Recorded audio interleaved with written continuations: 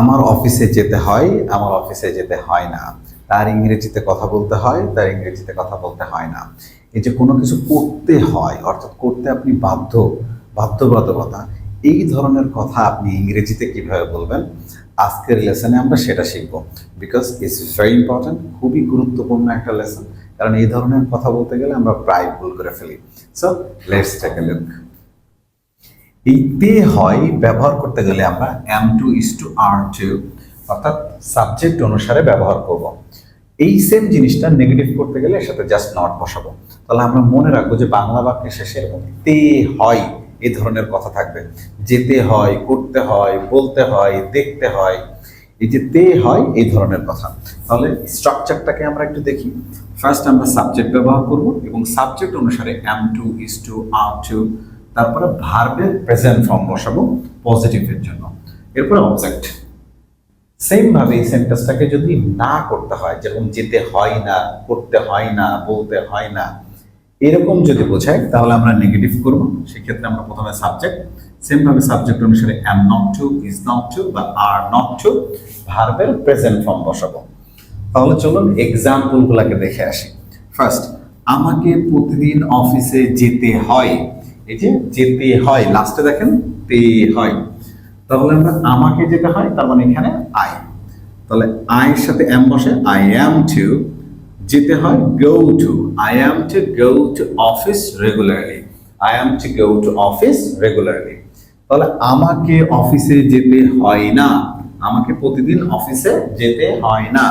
তাহলে I am not to go to office regularly.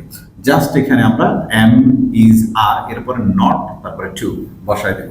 Clear হয়ে যাবে। পরের এক্সাম্পল দেখেন, তাকে অনেক পরিশ্রম করতে হয়। তাহলে he is to work hard, he is to work hard. তাহলে তাকে অনেক পরিশ্রম করতে হয় না, জাস্ট নট করব। He is not to work hard, he is not to work hard. তোমাকে ইংরেজিতে কথা বলতে হয় বা তোমার ইংরেজিতে কথা বলতে হয়, একই কথা। তাহলে ইউ এর সাথে আর বসে, you are to speak English, you are to speak English. তোমাকে ইংরেজিতে কথা বলতে হয় না, তাহলে ইউ আর নট টু, অথবা আমরা এখানে শর্ট ফর্ম বললে you aren't to speak English, you aren't to speak English. পরের এক্সাম্পল দেখেন, আমাকে আমার পরিবারের দেখাশোনা করতে হয়।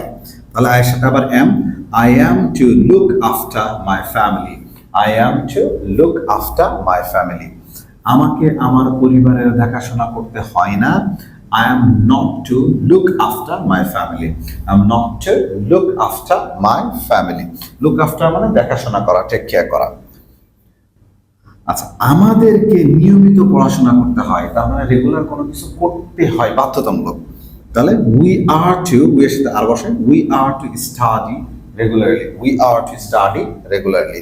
আমাদেরকে নিয়মিত পড়াশোনা করতে হয় না, we are not to study regularly, we are not to study regularly. তোমাকে টাকা উপার্জন করতে হয়, তাহলে you are to earn money, you are to earn money. তোমাকে টাকা উপার্জন করতে হয় না, you are not to earn money। তার মানে পজিটিভের সাথে জাস্ট একটা নট লাগাই দিব।